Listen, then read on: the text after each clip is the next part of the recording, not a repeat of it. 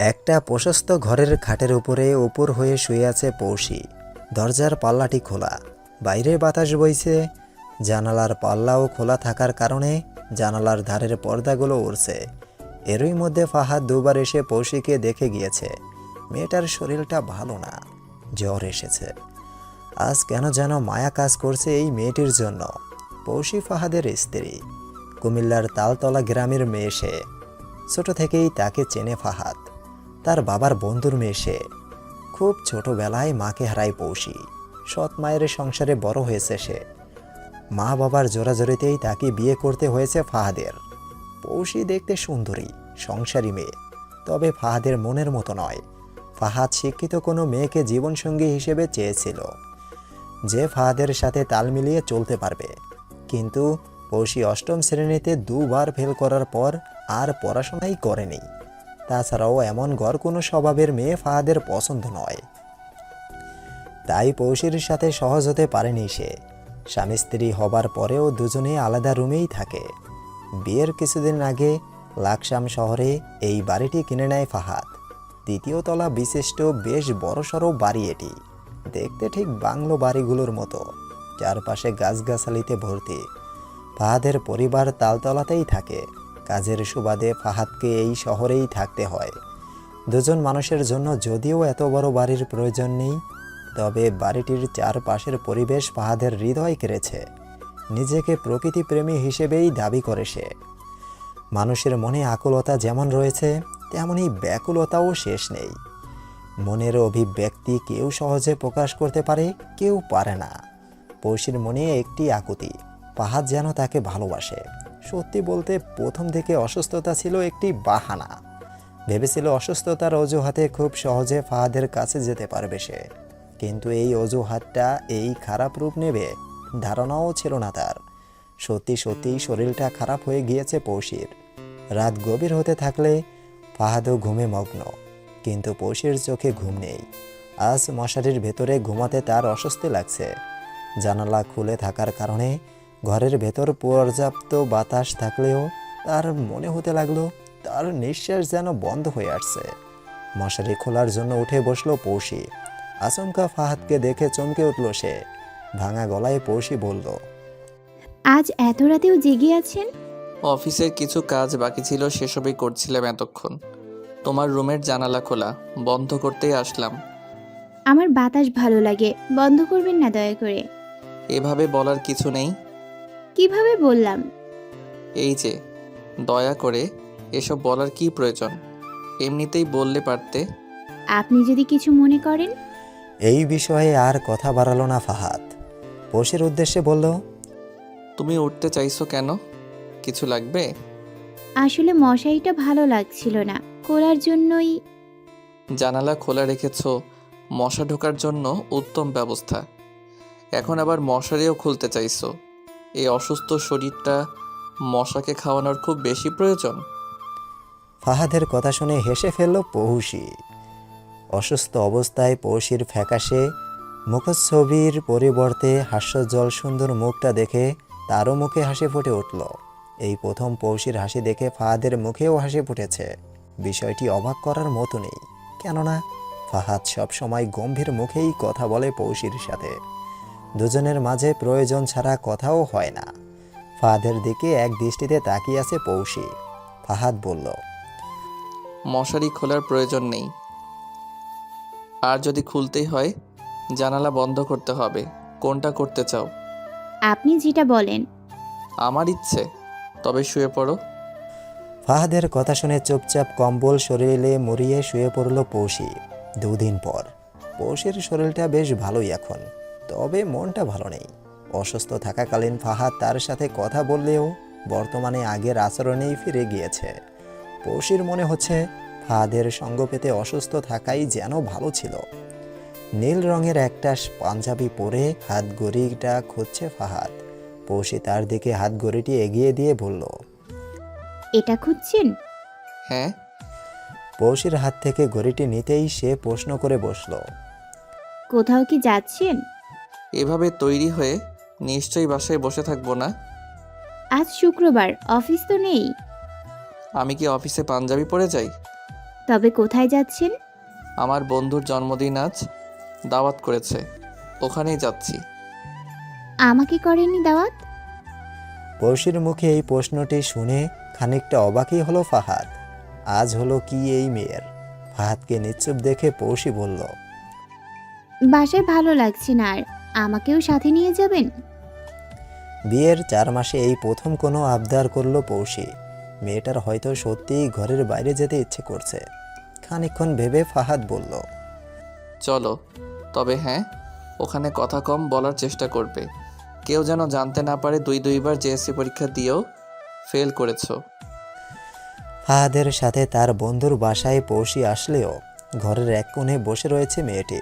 মাঝে মাঝে ব্যাগ থেকে ছোট আয়নাটি বের করে নিজেকে দেখছে সে। তাকে কি এতটাই খারাপ লাগছে দেখতে, যে কারণে ফাহাদ তার দ্বারে কাছেও আসছে না। বেশ কিছুক্ষণ কেটে যাবার পর হঠাৎ হইচইয়ের শব্দ কানে বাজলো পৌশির। সকলের এমন হইচই করার কারণ কি হতে পারে জানার জন্য সামনের দিকে এগিয়ে গেল সে। ফাহাদের বন্ধু রবিনের জন্মদিন আজ। রবিনের দূরের সম্পর্কের চাচা মিয়া শেখ এসেছেন তার বিশেষ অনুরোধে। মিয়া শেখ বর্তমান সময়ে বাংলাদেশের সেরা প্রকাশকের মাঝে একজন।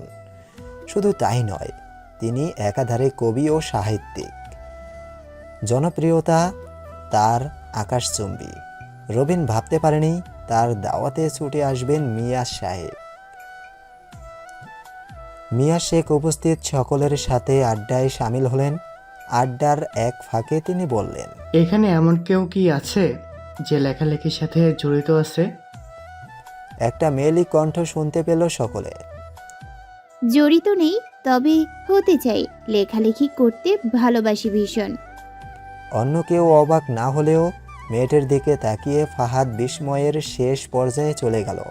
কেননা মেয়েটি আর কেউ নয়, পৌশি। পৌশি এখানে এসেছিল মাথায় ঘোমটা দিয়ে। এখন তার মাথায় ঘোমটা নেই, কোমর সমান চুলগুলো খোলা। এভাবে সে পৌশিকে কখনো দেখেনি। আর কি যেন বলল সে, লেখালেখি করতে ভালোবাসে। এটা কি করে সম্ভব? একটি বাংলা লাইন লিখতে যে মেয়ে 4-5টা বানান ভুল করে, সে কি করে লেখালেখি করবে? মিয়া শেখ বললেন, তাই নাকি? তা কি লিখতে পছন্দ করো তুমি? কবিতা, গল্প, উপন্যাস সবই লিখতে ভালো লাগে। নিজের লেখায় একটি কবিতা আবৃত্তি করে শোনাতে পারবে কি? নিশ্চয়ই। পৌশি কোন লেখকের কবিতাকে নিজের কবিতা বলে চালাতে চাইছে বুঝতে পারছে না ফাহাদ। আরও বুঝে উঠতে পারছে না পৌশির এমন ব্যবহারের কারণ। পৌশি বলতে শুরু করলো, ওই দূর আকাশে রোদের ভেলা যাচ্ছে ভেসে, সাথে নিয়ে কত আলো। আমারও ইচ্ছে জাগে এক মুঠো রোদ নিয়ে সরিয়ে দিতে আধার কালো। জানি না পারবো কিনা, সূর্য তা দেবে কিনা, তবুও পথ চেয়ে থাকবো এক মুঠো রোদ নিতে। সূর্যের কাছ থেকে আঁচল ধরে রাখবো। পৌশির আবৃত্তি শুনে হাততালি দিল সকলে। মিয়া শেখও তার প্রশংসা করলেন। তাদের সকলের সাথে আড্ডায় মেতে উঠল পৌশিও। মিয়া শেখের সাথে তার ভালোই জমল। সাহিত্য বিষয়ে কথা বলল তারা। পৌশির দিকে তাকিয়ে আছে অনেকক্ষণ ধরেই ফাহাদ। পৌশি আর সাহিত্য, কিছুতেই হিসেব মেলাতে পারছে না ফাহাদ। পৌশিকে সে অনেক আগে থেকেই চেনে। পৌশির এই রূপ সম্পর্কে অজানা তার। কিভাবে সম্ভব এসব? রবিনের বাড়ি থেকে ফাহাদ ও পৌশি নিজেদের বাড়িতে এসেছে বেশ কিছুক্ষণ হলো। কেউ কারো সাথে কথা বলেনি এখনো। ফাহাদ ড্রয়িং রুমে বসে চিন্তায় মগ্ন।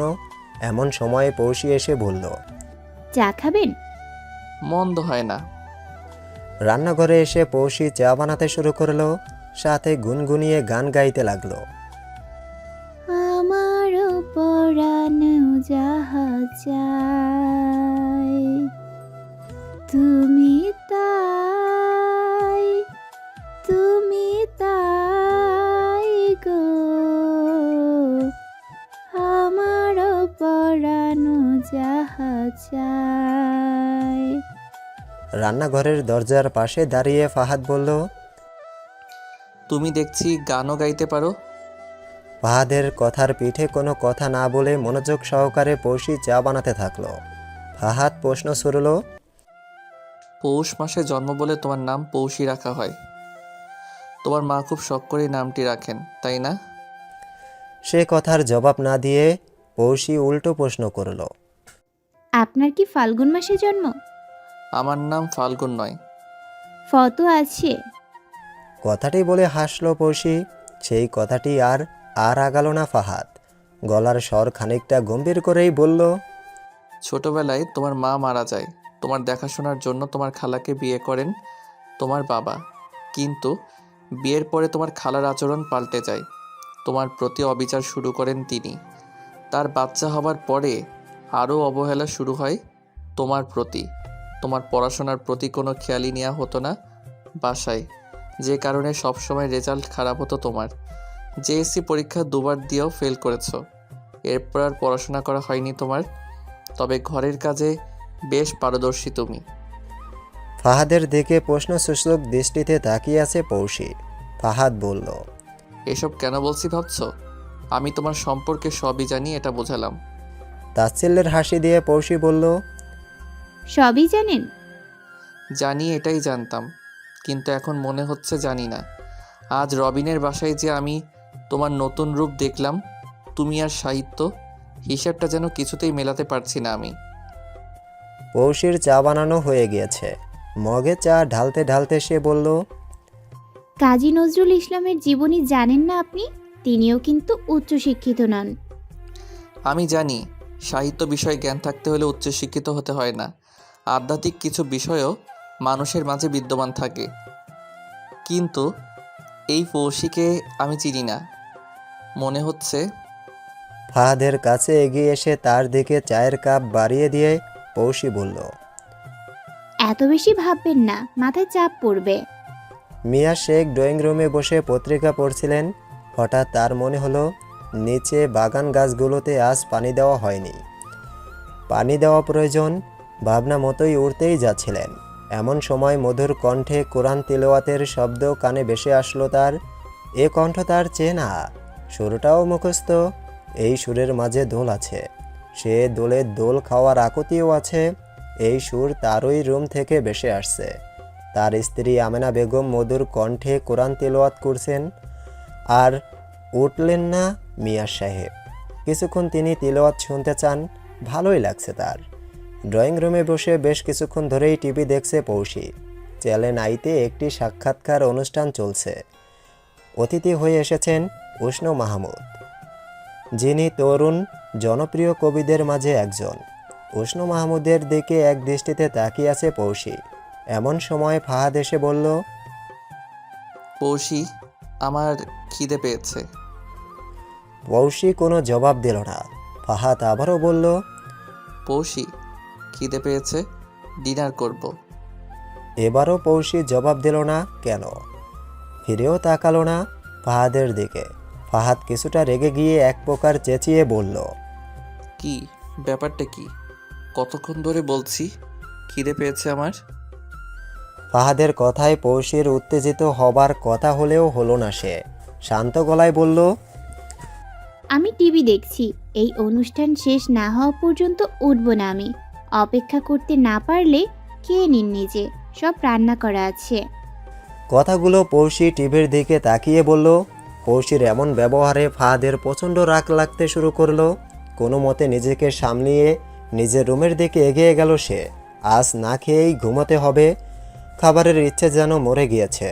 ফাহাদকে চলে যেতে দেখেও তাকে ডাকলো না পৌষী। বিড়বিড়িয়ে বলল সে, আমি এখন উষ্ণকে দেখতে চাই। সকালে ঘুম ভাঙতেই ফাহাদের চোখ কপালে উঠে গেল। সকাল 8টা বাজতে চলেছে, আর সে কিনা এখনও বিছানায়। প্রতিদিন এই সময়ে অফিসের উদ্দেশ্যে রওনা দিতে হয় তাকে। নিজেদের তো অফিস তো নয়, যখন ইচ্ছে যেতে পারবে। তবে আজ পৌষীটাকে ডাকলো না কেন? প্রতিদিন তো সেই ফাহাদকে ঘুম থেকে ডেকে নাস্তা নিয়ে হাজির হয়। তাড়াহুড়ো করে তৈরি হয়ে নিল ফাহাদ। পৌষীর রুমে এসে দেখল সে এখনো ঘুমে মগ্ন। পৌষীর মাথার কাছেই একটি ডায়েরি ও কলম। ফাহাদ ডায়েরিটি হাতে নিতেই একটি কবিতা দেখতে পেল। যখন একটি মেয়ে তার সব প্রিয়জনদের ছেড়ে পরের ঘরে গমন করে, তখন সে নারীর পুরো কল্পনাকেই ঘিরে থাকে তার স্বামীর বাস করে। সে নারীর কপালে যদি স্বামীর এক ফোঁটাও ভালোবাসা না জুটে, তার চেয়ে অভাগিনী পৃথিবীতে কেউ নেই বটে। অভাগিনী মোর কপালখানা, পায়নি স্বামীর হৃদয়খানা, বলনি কবু হাসি মুখে, অনেক ভালোবাসি তোকে, আঁচল ভরা আশা একটাই, বাসবে ভালো ভীষণ করে, তুমি আমার লক্ষ্মী কোণে, বলবে কানে গুনগুনিয়ে। দেরি হওয়া আর নাস্তা না পাওয়ার কারণে মাথাটি খারাপ লাগলেও পৌশির লেখা কবিতাটি পড়ে মনটা ঘেমে গেল ফাহাদের। বিয়ের পরে যে কোনো মেয়েই স্বামীর ভালোবাসার কামনা করে। সেই জায়গায় পৌশি বিয়ের পর থেকে ফাহাদের কাছে কিছু পায়নি। হ্যাঁ, ফাহাদ তার সাথে খারাপ আচরণ করে না, কিন্তু ভালো করে দুটো কথাও কখনো বলে না। কিন্তু সেও কি করবে? পৌষের জন্য তার মনে তেমন কোনো অনুভূতি কাজ করে না, বরং রাগই হয় মাঝে মাঝে। সে না থাকলে নিশ্চয়ই মনের মতো কোনো মেয়েকে বিয়ে করতে পারত সে। সেক্ষেত্রে পৌশিকে অভাগী বলা যায়। সুখ যেন ধরাই দিচ্ছে না তাকে। বেশি না ভেবে পৌষের উদ্দেশ্যে ফাহাদ বলল, আমি অফিসে যাচ্ছি, দরজাটা লাগিয়ে দিও। পৌশি শুনেছে কিনা সে জানে না। বেরিয়ে গেল অফিসের উদ্দেশ্যে। সামনের দিকে চায়ের কাপটা এগিয়ে দিতেই মিয়া শেখ বললেন, বড় আশা ছিল ছেলেটাও সাহিত্যকের দিকে মনোযোগ দিবে, কিন্তু সে ব্যবসার পথেই। তাকে থামিয়ে আমেনা বেগম বললেন, এই এক বিষয়ে বারবার কথা না বললে হয় না তোমার? সবার মাঝে সব গুণ বিদ্যমান থাকে না। ঠিক বলেছ। তবে কাল এক মেয়ের সাথে দেখা হয়েছে রবিনের বাসায়, নাম পৌশি। ভারী মিষ্টি নাম। দেখতেও মিষ্টি, অল্প বয়সী মেয়ে। তার সাথে কথা বলে বুঝলাম ট্যালেন্ট আছে মেয়েটির মাঝে। রবিনের কি হয়? কোনো বান্ধবী হতে পারে। আসলে আমরা সাহিত্য নিয়ে কথা বলতে বলতে পরিচয় হলো, জানা হলো না। তবে সুযোগ পেলে মেয়েটির অনেক দূর এগিয়ে যেতে পারবে। আমার এত বছরের অভিজ্ঞতা থেকে বলছি। তুমি কি তাকে সাহায্য করতে চাইছো? সেরকম কিছু ভাবলাম, কেননা সে জড়িত হয়ে চাই বলছিল লেখালেখির জগতে। তোমার মাধ্যমে যদি সে সবার মাঝে পরিচিত লাভ করে ক্রেডিটটা তুমিই পাবে। তবে মৃদু হেসে মিয়া শেখ বললেন, আমি কোনো ক্রেডিটের জন্য কাজ করি না আমিনা। কিসের জন্য? তুমি আমাকে এতদিনও চেনোনি। স্বামীর প্রশ্নের জবাব না দিয়ে হাসলেন আমেনা বেগম। মিয়া শেখের মনটা প্রচণ্ড ভালো। কাউকে সাহায্য করতে পারলেই খুশি হন তিনি। নিঃস্বার্থ একজন মানুষ তিনি। এসব বিষয়ে অজানা নয় আমেনা বেগমের। মাঝে মধ্যে গর্ব হয় তার, এমন একজন মানুষের স্ত্রী হতে পেরে। অফিসে বসে আছে ফাহাদ। কাল থেকে পৌশির ব্যাপার স্যাপার বুঝে উঠতে পারছেন না সে। কারণ কাল না হয় অন্য কারো কবিতাকে নিজের বলে চালিয়েছিল। তার ধারণা ছিল এমনটাই। তবে সাহিত্য নিয়ে কথা বলা, ব্যবহার পরিবর্তন হওয়া, এসব কী করে সম্ভব? ভাবতে ভাবতেই আজ সকালের পৌশির লেখা কবিতাটির কথা মনে পড়ল ফাহাদের। পৌশির হাতের লেখা স্কুলের বাচ্চাদের মতো, তবে ডায়েরিতে এত সুন্দরভাবে কিভাবে লিখল সে। এই বিষয়ে আগে মাথায় আসেনি ফাহাদের। সে কি ভুল দেখেছে? মোটেও না। স্পষ্ট মনে আছে ফাহাদের, সুন্দর হাতের লেখার একটি কবিতা ছিল ডায়েরিটায়। পৌশির হাতের লেখা এত ভালো কি করে হলো? সারাদিনের ক্লান্তি ভরা ক্লান্ত শরীর নিয়ে নিজের বাড়িতে ফিরে এসেছে ফাহাদ। আজ তার কলিং বেল চাপতে হলো না, দরজা খোলাই ছিল। ভেতরে প্রবেশ করেই ডাইনিং টেবিলে দেখা পেল পৌশির। ভাত খাচ্ছে সে। সবেমাত্র রাত 9টা বাজতে চলল। পৌশি এত তাড়াতাড়ি ভাত খায় না। ফাহাদকে ছাড়া তো একদমই না। ফাহাদ যত রাত করেই বাসায় ফিরুক না কেন, পৌশি না খেয়ে তার জন্য অপেক্ষা করত। তবে আজ কি হলো? ফাহাদকে দেখে কোনো কথাও বলছে না পৌশি। ফাহাদ হালকা কেশে তার উপস্থিতি জানান দিতে চাইল, কিন্তু পৌশির কোনো প্রতিক্রিয়া নেই। সে খেয়েই চলেছে। অবশেষে ফাহাদ বলেই ফেলল, আজ কি তোমার খিদে বেশি পেয়েছে? মুখে থাকা খাবার শেষ করে পৌশি জবাব দিল, না, টিভিতে একটা প্রোগ্রাম আছে, ওটা দেখার জন্যই তাড়াতাড়ি খেয়ে নিচ্ছি। টিভির প্রতি এত আসক্তি পৌশিকে কখনো হতে দেখেনি। সময় কাটানোর জন্য তাকে কাঁথা সেলাই সহ নানান রকমের হাতের কাজ করতে দেখেছে। ফাহাদকে দাঁড়িয়ে থাকতে দেখে পৌশি বলল, খাবার সব গরম আছে, খেতে চাইলে ফ্রেশ হয়ে আসুন। রুমের মাঝে পায়চারি করছেন মিয়া শেখ। আমেনা বেগম বললেন, পৌশিকে নিয়ে চিন্তা করছো তাই না? দাঁড়িয়ে পড়লেন মিয়া শেখ। উল্টো প্রশ্ন করলেন, কি করে বুঝলে? আমি না বুঝলে কে বুঝবে? একটা কাজ করলেই পারো। কি? রবিনকে ফোন দিয়ে পৌশির ফোন নাম্বার নিতে পারো। খারাপ বলনি। কথা মতো রবিনকে ফোন দিলেন মিয়া শেখ। রবিনের কাছ থেকে জানলেন পৌশি বিবাহিতা। পৌশির ফোন নাম্বার না পেলেও তার স্বামীরটা পেলেন মিয়া শেখ। তবে এই সময়ে ফোন করাটা অনুচিত মনে হলো তার কাছে। কাল সকালেই না হয় করা যাবে ভেবে শুয়ে পড়লেন তিনি। টিভির দিকে পলকহীনভাবে তাকিয়ে আছে পৌশি। ফাহাদ এসে তার পাশে বসেছে বেশ কিছুক্ষণ হলো। পৌশির সেদিকে খেয়ালই নেই। গতকালের উষ্ণ মাহমুদের সাক্ষাৎকারের অনুষ্ঠান পুনরায় দেখানো হচ্ছে টিভিতে। সেই অনুষ্ঠানটি দেখছেন আবার পৌশি। একই অনুষ্ঠান আবার দেখার কারণ কি বোঝার চেষ্টা করছে ফাহাদ। পৌশির উদ্দেশ্যে সে বলল, এটা তো কালও দেখেছিলে। রিমোটটা আমায় দাও, 10টার সংবাদ দেখব।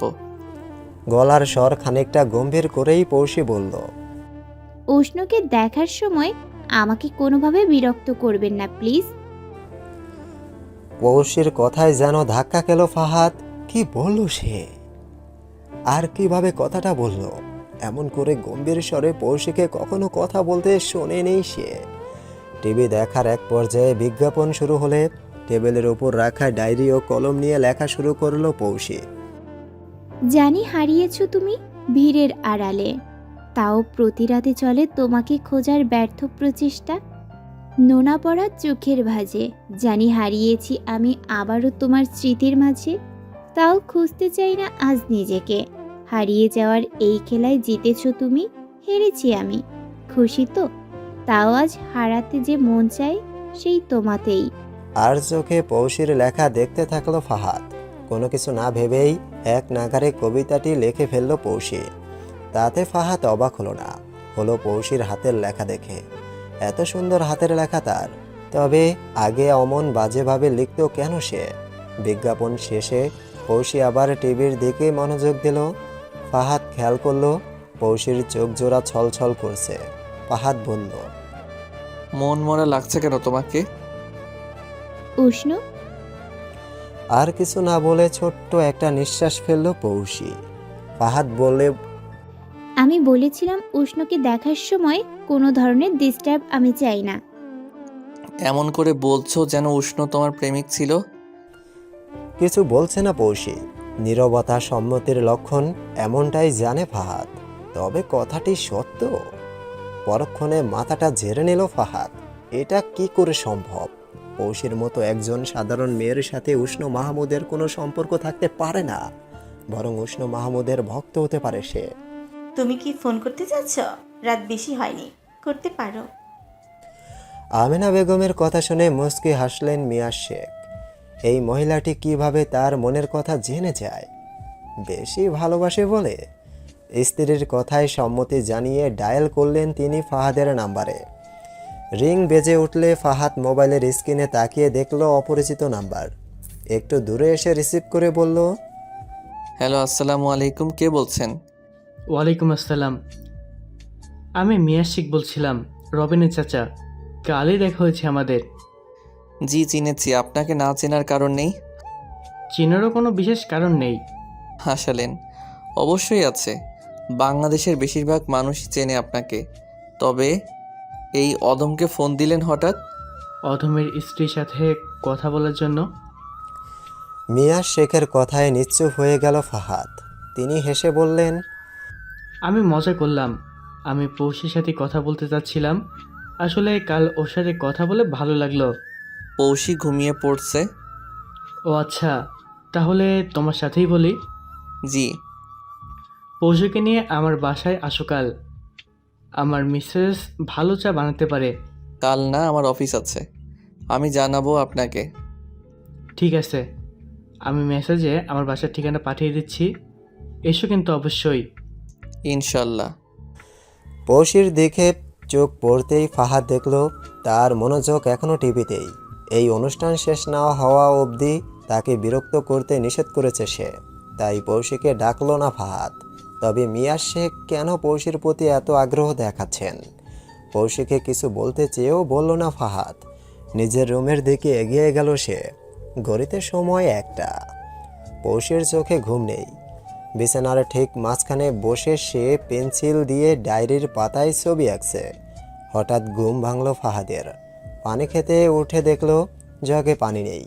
ডাইনিং রুমে আসতেই পৌশির রুমের দিকে চোখ পড়ল তার। রুমের আলো জ্বালানো। এত রাতে পৌশি করছেটা কি? ফাহাদ ধীর পায়ে এগিয়ে গেল সেদিকে। ফাহাদ ভেতরে এসে দেখল পৌশির ছবি আঁকছে। আরেকটু খেয়াল করতেই বুঝল ছবিটি উষ্ণ মাহমুদের। বুড়ো জোড়া কুঁচকে ফাহাদ প্রশ্ন করল, এত রাতে পরপুরুষের ছবি আঁকার কোনো মানে হয়? এত রাতে ফাহাদকে নিজের রুমে দেখে অবাক হলো না পৌশি। খুব স্বাভাবিকভাবেই বলল, জেলাস? মোটেও না। ঘুম নষ্ট করে এটা করার কারণ কি বুঝলাম না। পৌশি ফাহাদের দিকে ছবিটি দেখিয়ে বলল, আমি ভালো আঁকতে পারি তাই না? তাই তো আপনি বুঝলেন এটা উষ্ণ। তুমি আঁকতেও জানো? এটা আজ দেখলাম। আপনি চাইলে আপনারও একটা ছবি এঁকে দিতে পারি আমি। কোনো দরকার নেই, ঘুমিয়ে পড়ো। অসুখ সেরেছে 2 দিনও যায়নি। এত ভাবেন আপনি আমাকে নিয়ে? আমার উপরই তো ঝামেলা যায়। সেটা হলে আর ভাবার দরকার নেই, আপনি যেতে পারেন। ফাহাদ নড়ল না। কিছুক্ষণ নিশ্চুপ থেকে বলল, উষ্ণকে ভালো লাগে? বড় ভক্ত বলতে পারেন। কথাটি শুনে ফাহাদ পা বাড়ালো নিজের রুমের উদ্দেশ্যে। তার পথের দিকে তাকিয়ে বিড়বিড়িয়ে পৌশি বলল, সরি ফাদার, সময় আসেনি সবটা জানার। বিকেলে নিজের বাগানে হাঁটাহাঁটি করা মিয়া শেখের অভ্যেস। আজও এর ব্যতিক্রম হলো না। বাগানে পাইচারি করছেন তিনি। হঠাৎ একটি মেয়েলি কণ্ঠের স্বর তার কানে এলো, আমারও খুব ইচ্ছে এমন ফুলের বাগান করার, করব বলে করা হয়ে ওঠেনি। পেছনে ফিরে পৌশিকে দেখে বেশ অবাকই হলেন মিয়া শেখ।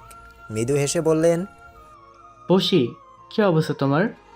ভালোই, আপনার? আমিও ভালো আছি। তুমি হঠাৎ? নিমন্ত্রণ আপনিই করেছিলেন। তা করেছি, কিন্তু এভাবে হুট করে আশা করিনি। তবে চলে যাই। আমি ওভাবে বিষয়টা বুঝাইনি। আমি চেয়েছি তুমি আসো, তাই তো ফোন দিয়েছিলাম। তবে এখন হঠাৎই দেখলাম। সুযোগ পেয়েছি চলে এসেছি। বেশ ভালো করেছো। তোমার স্বামী কোথায়? সে অফিসে। ও আচ্ছা। এরই মাঝে বাগানে এসে উপস্থিত হলেন আমিনা বেগম। পৌশি তার পাশে এসে সালাম জানিয়ে জড়িয়ে ধরলেন তাকে। পৌশির সাথে কিছুক্ষণ কথা বললেন তিনি। বেশ ভালোই লাগলো পৌশিকে। কথার এক পর্যায়ে তিনি বললেন, তোমরা কথা বলো, আমি চার ব্যবস্থা করছি। আন্টি, কোনো প্রয়োজন নেই এসবের। তোমার না থাকলেও আমার আছে। প্রথমবার আমার বাড়িতে এসেছো তুমি। আমিনা বেগম ভেতরের দিকে এগিয়ে গেলে মিয়া শেখ বললেন, জানতে চাচ্ছ না কেন তোমাকে আসতে বলেছি? আমাকে নিশ্চয়ই ভালো লেগেছে আপনার। কথাটি বলেই হেসে ফেলল পৌশি। মিয়া শেখও হালকা হেসে বললেন, তা তো লেগেছেই বটে। ভারী মিষ্টি মেয়ে তুমি। তবে তোমাকে আমি ডেকেছি একটি বিশেষ কারণে। সে যে কারণেই হোক না কেন, আপনি আমার প্রিয় ব্যক্তিদের মাঝে একজন। পরিচিত হবার সুযোগ পেয়েছি, এটাই অনেক। তোমাকেও মানুষের কাছে প্রিয় বানাতে চাই আমি। বুঝলাম না। তোমার সাথে কাজ করতে চাই। আমি চাই তোমার কবিতার বই বের হোক, মানুষ তোমাকে চিনুক, তুমিও মানুষের কাছে প্রিয় হয়ে ওঠো। মিয়া শেখের মুখের কথাটি শুনে স্তব্ধ হয়ে গেল পৌশি। চল করে উঠল তার দু চোখ। মিয়া শেখ বললেন, তোমার মতামত জানতে চাই। পৌশি কিছু বলার আগেই আমিনা বেগম এসে বললেন, ভেতরে এসো তোমরা, চা হয়েছে। অফিসের কাজে ব্যস্ত ছিল ফাহাদ। এমন সময় রবিন আসলো। দুজনে একই অফিসে কাজ করে। রবিনকে দেখে ফাহাদ বলে উঠল, কি রে? চেয়ারের উপর বসতে বসতে রবিন বলল, কাল মিয়াজ চাচা পৌশিভাবে ফোন নাম্বার চেয়েছিলেন। ওনার নাম্বার নেই আমার কাছে, তোরটা দিয়েছিলাম। ফোন করেছিল? হ্যাঁ। কি বলেছে? বাসায় যেতে বলেছে। কি বলিস? আমারই বললো না কখনো। কেসটা কি? আমি মনে হয় পারছি। কি? সেদিন ভাবি কবিতা শোনাইলো চাচারে। নিশ্চয়ই ভাবির কবিতা চাচা মনে ধরেছে। তাকে কোনো ভালো অফার দিতে পারে। যেমন? বই বের করার। পৌশিয়ার বই? কেন রে? ভাবি তো ভালোই কবিতা বলেছিল সেদিন। তার নিজের লেখা ছিল সেটি। এসব বাদ দে, তুই বুঝবি না। আমি আগেও খেয়াল করেছি ফাহাদ, তুই সব সময় ভাবিকে ছোট করে দেখিস। এটা ঠিক না। মাশাআল্লাহ, ভাবি কত সুন্দরী। তার রান্না খেয়েছি, অনেক ভালো রান্না। ব্যবহার, আদব কায়দা সবই ভালো। এখন দেখছি সাহিত্যের দিকেও আগ্রহ আছে। তবে সমস্যা কি? ফাহাদকে নিশ্চুপ দেখে রবিন বলল, আমি জানি না তোদের মাঝে কী চলছে, তবে ফাহাদ তোর এইসব আচরণ আমার ভালো লাগছে না। ভাবির প্রায়োরিটি দে, উনি তোর স্ত্রী। আমিনা বেগমের সাথে তার বাড়ি ঘুরে দেখছে পৌশি। আমিনা বেগম বললেন, আমি এত কিছু জিজ্ঞাসা করলাম তোমাকে, তুমি তো কিচ্ছু করো। আপনার ছেলে মেয়ে কেউ থাকে না এই বাসায়? আমাদের একটাই ছেলে, সে এখানে থাকে না, ব্যবসার কাজের জন্য ঢাকায় থাকতে হয়। আমাদের আরেকটা বাড়ি আছে ওখানে। একা থাকে ওখানে? কাজের লোক রাখা আছে, আমিও যাই। আমি 6 মাস এখানে থাকলে 6 মাস ওখানে থাকি। আমার কাছে স্বামী সন্তান দুজনেই প্রিয়। সবাই একসাথে থাকতেই পারেন ঢাকায়, যেহেতু বাড়িও আছে। আমি চেয়েছি, কিন্তু তোমার আঙ্কেল এইখান থেকে যেতে চান না। তিনি বলেন এটাই তার শান্তি নিবাস। তার পিতার ছোঁয়া আছে এই বাড়িতে। বাড়ির নাম দেখেছি আমি, আসলেই সুন্দর নাম, শান্তি নিবাস। আজ সন্ধ্যে 7টায় অফিস থেকে বাসায় ফিরে এসেছে ফাহাদ, কিন্তু দরজায় তালা লাগানো দেখে চমকে গেল সে। পৌশি এই সময় কোথায় গেল, তাকে জানালো না ফোন করে। পকেটে হাত দিয়ে ফোন বের করতেই পৌশির কণ্ঠ শুনতে পেল ফাহাদ। আজ এত তাড়াতাড়ি চলে এসেছেন? পৌশির কথার উত্তর না দিয়ে ফাহাদ বলল, কোথায় গিয়েছিলে তুমি? চাবি দিয়ে তালা খুলতে খুলতে জবাব দিল সে। একটু কাজ ছিল। ভেতরে প্রবেশ করতেই খুব জোরে শব্দ করে দরজাটা বন্ধ করলো ফাহাদ। পৌশি তার দিকে তাকাতেই সে বলল, তোমাকে এই সময় বাসা থেকে কে বের হতে বলেছে? কোনো কিছুর প্রয়োজন হলে আমাকে ফোন করে বলতে। আপনার আগের সিম বদলিয়েছেন, এটা অবশ্য সবাইকে দিয়েছিলেন, আমাকে ছাড়া। পৌশির কথা শুনে থেমে গেল ফাহাদ। আসলেই তো, নতুন সিমের নাম্বারটা পৌশি জানে না। নিজের মোবাইলটা এগিয়ে দিয়ে পৌশি বলল, নতুন নাম্বারটা তুলে দিন আপনার। আমিনা বেগমকে চিন্তিত দেখে মিয়া শেখ বললেন, আমার বিবিকে চিন্তিত মনে হচ্ছে। হ্যাঁ হ্যাঁ, কি নিয়ে? পৌশিকে দেখে আজ একজনের কথা মনে পড়ে গেল। আমি জানি কার কথা বলছো তুমি। তুমি মানুষটা অনেক ভালো, এই সুযোগে তোমার। আমার সবটা মাথায় আসছে আমেনা, তবে প্রশ্নে অন্যরকম একটা অস্বীকার করা যাবে না। সবাই তো এক নয়। এটা ঠিক। চিন্তা করো না। দেখি তোমার ছেলেকে ভিডিও কল দাও, তার সাথে কথা বলো, ভালো লাগবে। মিয়া শেখের কথা মতো ছেলেকে ফোন করে কথা বলতে থাকেন আমিনা বেগম। মিয়া শেখ জানেন আমিনা বেগমের দুশ্চিন্তা কিভাবে দূর করা যায়। অনেকক্ষণ যাবৎ উষ্ণের ফেবুয়ের প্রোফাইল দেখে চলেছে পৌশি। উষ্ণর ছবিতে মেয়েদের নানান রকম কমেন্ট দেখে হেসে চলেছে সে। ফাহাদ এসে বলল, পৌশি আমার। ফাহাদকে থামিয়ে সে বলল, বিরক্ত করবেন না। কেন? এখন তো তুমি উষ্ণকে দেখছো না। উষ্ণের ছবিতে মেয়েদের কমেন্ট দেখছি, কত মেয়ে ওর জন্য পাগল, কিন্তু ও কাউকে পাত্তাই দেয় না। কথাটি বলে আবারও হাসলো পৌশি। ফাহাদ তাচ্ছিল্যের হাসি দিয়ে বলল, এমন ভাব নিয়ে বলছো যেন তোমাকে খুব পাত্তা দেয়। চাইনি তাই দেয় না, চাইলে নিশ্চয়ই দিত। তোমার আইডির নাম দেখলেই ইগনোর করবে, কি যেন ডানা কাটা পড়ি। কথাটি বলেই হাসতে থাকলো ফাহাদ। পৌশি বলল, আমার গ্রামের এক বড় ভাই খুলে দিয়েছিল এই নামে, আমাকে দেখতে তার পরীর মতো লাগে তাই। এসব আগেও বলেছো, কিন্তু এসব তো আর উষ্ণ জানে না। এমন নামের রিকোয়েস্ট সে অ্যাকসেপ্ট করবে না। আমি রিকোয়েস্ট দিলেই অ্যাকসেপ্ট করবে? তাই নাকি? দেখাও তো। তাই দেখাচ্ছি। উষ্ণের আইডিতে রিকোয়েস্ট পাঠিয়ে দিল পৌশি। ফাহাদ রুম থেকে বেরিয়ে যেতে যেতে বলল, অ্যাকসেপ্ট করলে বইল। পৌষি জানে কি করলে উষ্ণ তার ফ্রেন্ড রিকোয়েস্ট অ্যাকসেপ্ট করবে। ডায়েরিতে নিজের সুন্দর হাতের লেখা দিয়ে চট জলদি একটি কবিতা লিখে ফেলল পৌষি। সেটির ছবি তুলে প্রোফাইল পিকচার দিল সে। উষ্ণের চোখে কবিতা পড়তেই রিকোয়েস্ট অ্যাকসেপ্ট করবে সে, না করে পারবেই না। বাইরে থেকে মাত্রই এসে বিছানায় শরীরটা এলিয়ে দিল উষ্ণ। শরীরের উপর অনেকখানি ধকল গিয়েছে। আজ তার বন্ধুর বিয়ে হয়েছে। বন্ধুর বিয়েতে তোলা ছবি আপলোড করার জন্য ফেবুতে ঢুকলো উষ্ণ। ডানা কাটা পরি নামের আইডি থেকে রিকোয়েস্টটা চোখে পড়ল তার। আইডিটা দেখে অজান্তেই উষ্ণের মুখে হাসি চলে এলো। ভিড় করে উষ্ণ বলল, রুচির বড়ই অভাব। কেন যেন আইডিটা ঘুরে দেখতে ইচ্ছে হলো উষ্ণর। প্রোফাইলে ঢুকতেই কবিতাটি চোখে পড়ল তার। পড়তে থাকলো সে। যদি কখনো হারিয়ে যাই, খুঁজবে আমায় চারিদিকে দিশেহারা হয়ে পাগল প্রেমিকের মতো। দিন শেষে যখন উদ্দীপ্ত সূর্য অস্ত যাবে, তখনও কি তুমি আমাকে খুঁজবে, নাকি আর পাওয়া যাবে না বলে হার ছেড়ে দেবে?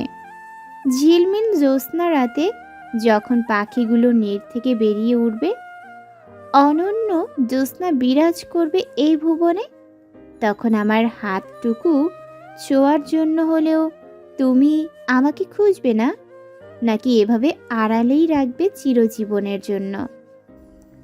কবিতার প্রতি আকর্ষণ রয়েছে উষ্ণের, এটা অস্বীকার করার মতো কিছুই নেই। তবে আজ সে কবিতার চেয়েও বেশি লেখার প্রতি আকর্ষিত হয়েছে, কেননা লেখাগুলো তার বড্ড পরিচিত। বুঝতে দেওয়া যাবে না কিছু। পৌষি রিপ্লাই দিল, হ্যাঁ, একদমই আমার লেখার মতো। আমিও হতবাক দেখে। হতাশ হয়ে উষ্ণ লিখল, হুম আপনি আমাকে পড়ি বলে রাখতে পারেন। হুম আমি কি বিরক্ত করছি আপনাকে? তা নয়, তবে সারাদিন শরীরের উপর ধকল গিয়েছে আজ, তাই ক্লান্ত। ঠিক আছে, আরাম করুন। এদিকে দরজায় উকি দিয়ে পৌষির কার্যকলাপ দেখে চলেছে ফাহাদ। পৌষির মনোযোগ সম্পূর্ণ মোবাইলে। তবে কি উষ্ণ মাহমুদ তার মেসেজের রিপ্লাইও দিয়েছে? কিন্তু কেন? পরের দিন সন্ধে 6টার দিকেই অফিস থেকে বাসায় এলো ফাহাদ। আজ পৌষি তাকে ফোন করে তাড়াতাড়ি আসতে বলেছে। ফাহাদ ভেতরে প্রবেশ করেই পৌষিকে দেখে চমকে গেল। লাল রঙের একটি শাড়ি পরে চুলগুলো খোলা রেখেছে, ঠোঁটে টকটকে লাল লিপস্টিক। ব্যাস, এতটুকুতেই তো মেয়েটিকে সুন্দর লাগছে। তার দিকে পলকহীনভাবে তাকিয়ে আছে ফাহাদ। পৌষি বলল, 5 মিনিট সময় দিচ্ছি, তৈরি হয়ে আসুন, বের হব। পৌষির কথা মতো তৈরি হতে গেল ফাহাদ। জিজ্ঞাসাও করলো না কোথায় যাচ্ছে তারা। গাড়ি থেকে নেমে বেশ বড়সড় একটি বাড়ি জমকালো ভাবে সাজানো দেখতে পেল ফাহাদ। বাড়ির নামের দিকে চোখ পড়ল তার। পৌষির দিকে প্রশ্নসূচক দৃষ্টিতে তাকিয়ে বলল, শান্তিনিবাস? কার বাড়ি এটা? একেবারে ভেতরেই ঢুকেই না হয় দেখুন। মিয়া শেখ তার ছেলের জন্য অপেক্ষা করছে। আজ তার জন্মদিন। যতই ব্যস্ত থাকুক না কেন তার ছেলে বাবার জন্মদিনে অবশ্যই উপস্থিত হবে। বেশ জমকালোভাবেই প্রতি বছর জন্মদিন পালন করেন তিনি। এ বছরেও এর ব্যতিক্রম হলো না। পৌষি ও ফাহাদের দিকে চোখ পড়তেই তাদের দিকে এগিয়ে গেলেন মিয়া শেখ। পৌষি তার হ্যান্ডব্যাগ থেকে একটি প্যাকেট বের করে তার দিকে এগিয়ে দিয়ে বললেন, শুভ জন্মদিন। ধন্যবাদ লালপরিটা। ফাহাদের সাথেও কথা বললেন মিয়া শেখ। ফাহাদ তাকে বুঝতে দিল না, সে জানাই না তার জন্মদিন বা এখানে আসার কথা। মিয়া শেখ পৌষির উদ্দেশ্যে বলল, ও পৌষি, তোমার চুক্তিপত্র খুব দ্রুত পেতে চলেছ। তাই? ধন্যবাদ। তোমরা বসো, আমি একটু আসছি। মিয়া শেখ যেতেই ফাহাদ প্রশ্ন করল, কিসের চুক্তিপত্র? আমি খুব তাড়াতাড়ি কবিতার বই বের করতে চলেছি। মানে? এত অবাক হবার কি আছে? কিছু নেই। কখন কি হলো? চুক্তিপত্র নিয়ে তোমাদের কথা হলো কখন? যেদিন আমি প্রথম এখানে এসেছিলাম। কখন এসেছো? কালই। ঠিকানা কিভাবে পেলে? আপনি না বললেও আমাকে যে মিয়াজ শেখ ডেকেছিলেন আমি জানি। আমার মনোযোগ টিভির দিকে থাকলেও আপনার কথা শুনে এটা আমি বুঝেছি। পরে আপনার ফোন ঘেঁটে ঠিকানা নিয়েছি মেসেজ থেকে। এরপর এখানে আসা। মিয়াজ শেখই আমাকে জন্মদিনের দাওয়াত করেছে।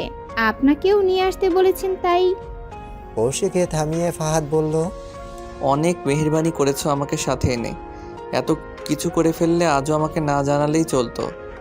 ফাহাদ রেগে মেগে পৌশির পাশ থেকে সরে গেল। পৌশির চোখ গিয়ে আটকালো দরজার দিকে, কেননা ভেতরে এগিয়ে আসতে দেখলো সে উষ্ণকে। তাকে দেখে যেন থমকে গেল পৌশি। স্ত্রী হিসেবে ফাহাদের রাগ ভাঙানোর কথা হলেও সেদিকে খেয়াল নেই তার। উষ্ণকে দেখেই সে নিজের জায়গায় দাঁড়িয়ে রইল। তার আপন মনেই বলল, আমার উষ্ণ। পৌশির দিকে চোখ পড়তেই থেমে গেল উষ্ণ। লাল শাড়ি পরিহিতা এমন কোনো রূপবতীকে দেখলে যে কোনো পুরুষেরই থমকে যাবার কথা। উষ্ণের ক্ষেত্রেও এর ব্যতিক্রম হলো না। পৌশিও অপলকভাবে তাকিয়ে আছে উষ্ণের দিকে। এভাবে ঠিক কতক্ষণ সময় কেটে গিয়েছে তারা জানে না। হঠাৎ মিয়া শেখ উপস্থিত হয়ে উষ্ণের উদ্দেশ্যে বললেন, হে উষ্ণ, তুমি আমার কথা ঢাকা থেকে চলে আসবে ভাবতে পারিনি আমি। মিয়া শেখের কথা শুনে ঘোর কাটল উষ্ণের। মুচকি এসে সে বলল, ঢাকাতে থাকলেও এখানেই আমার বাসা, আর আপনি আমার প্রিয় ব্যক্তিদের মাঝে একজন। সো আপনার জন্মদিন আসতেই হয়তো আমাকে, সে আপনি ইনভাইট না করলেও আমি ছুটে আসতাম। এই জন্যই তো আমি মাঝে মধ্যে আমিনাকে বলি উষ্ণ আমার ছেলে হলে ভালো হতো। পেছন থেকে মিয়া শেখের ছেলে মোহিত বলে উঠল, আমার ভাই কাকে বানানো হচ্ছে শুনি? নাম ধরেই হাজির হয়ে গেল আমার একমাত্র ছেলে। মিয়া শেখকে জড়িয়ে ধরে শুভেচ্ছা জানালো মোহিত। মিয়া শেখ বললেন, তোর আম্মার কাছে চল, তোকে দেখার জন্য ব্যাকুল হয়ে আছে। আচ্ছা। উষ্ণকে বসতে বলে তারা ভেতরের দিকে এগিয়ে গেলেন। উষ্ণ খেয়াল করলো লাল শাড়ি পরিহিতা মেয়েটি সেই জায়গায় নেই। গেল কোথায় সে? আর মেয়েটি কে? যাকে দেখে থমকে গিয়েছিল সে। প্রথম দেখাতেই পরিচিত কেন মনে হয়েছে মেয়েটিকে? তার কেন এমন অস্থির লাগছে? উষ্ণের দু চোখ খুঁজে চলেছে মেয়েটিকে। ঠিক তখনই কোনো মেয়েলি কণ্ঠের স্বর তার কানে এলো। আমাকে খুঁজছো তাই না? পেছনে ফিরে পৌশিকে দেখতে পেল সে। তাকে দেখে উষ্ণের চোখ জোড়া মুগ্ধতায় ছেয়ে গেল। উষ্ণের ঘোর কাটাতে পৌশি হালকা কেসে উঠল।